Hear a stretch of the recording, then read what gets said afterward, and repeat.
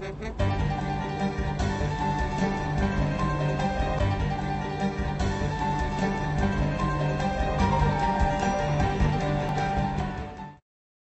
name is Tom Watson. I'm the wig designer and hair designer for Lestat on Broadway.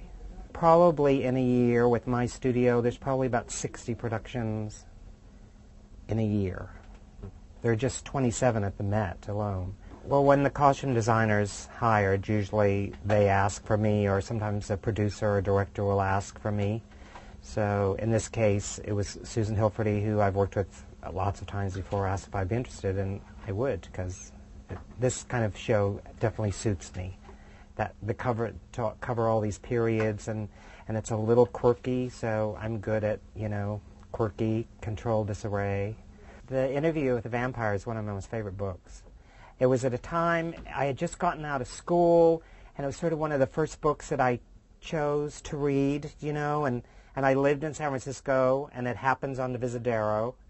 So it was an important book. In the rehearsal process, things can change, the whole concept of a person, or maybe what they're even capable of.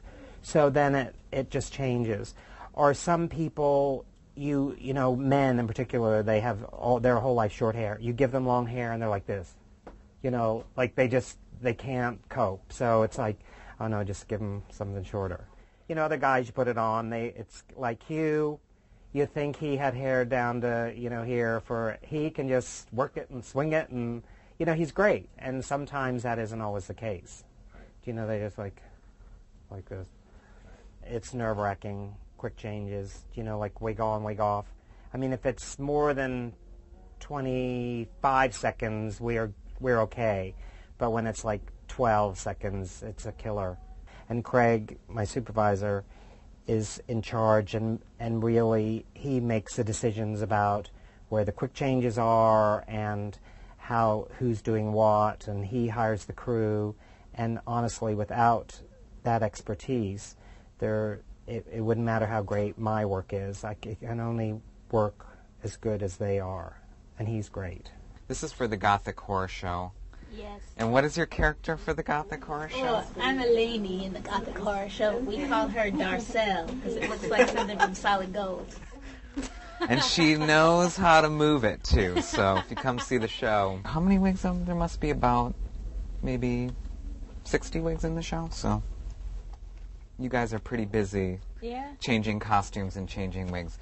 Everyone does their own preps, and they come in, and they come to one of these chairs. This hair room in here is very large for a Broadway hair room, so it's nice. So we all have our little station, and they come in, and we put their wig on and send them on their way. And we see them probably 5 or 6 times, and we change their wig. Sometimes it's in a quick change booth, or sometimes it's right on deck, depending on how fast the change is.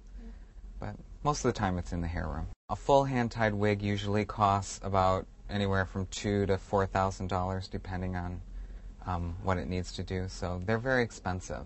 And since they're handcrafted for each person, the next if Nikki were to leave the show and we had a new person come in, we'd have to get new wigs for them.